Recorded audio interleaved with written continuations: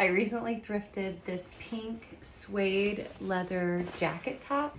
It has the most enormous shoulder pads I think I've ever seen. I like shoulder pads, but these are kind of taking it to the next level.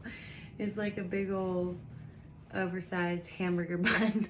Every once in a while you'll find a vintage garment that has the shoulder pads sewn into the lining, and I've had a couple people ask how you get these out, so I thought I'd show you with this one.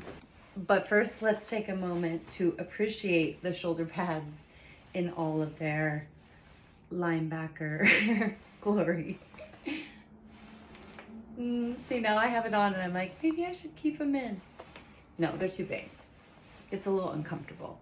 Start by opening up the center seam. Catch a couple of the threads with the front end of the seam ripper and then flip it over so that the little rounded edge is face down, and then push open the rest of the seam. Shoulder pads are usually attached on two sides, so you might have to sort of finagle the shoulder pad out a little bit so that you can detach it from the garment. Choose the thread that's a close match and then thread your needle and knot your thread. You can use my tutorial on this to make it really easy. Starting on one end of the opening you've created, push your needle from the back side to the front right in the center of that pre-existing seam. Pull the thread through until the knot catches, and then on the opposite side, catch your needle right along the ridge of that pre-existing seam and pull the thread through. This is called a slip stitch, and basically what you're doing is you are allowing those seams to meet without any puckering and without showing your thread. You'll continue to do this back and forth on either side until the opening is closed. Once you get to the end, catch a little bit of the fabric with the needle, loop the thread, duck the needle through, and pull tight.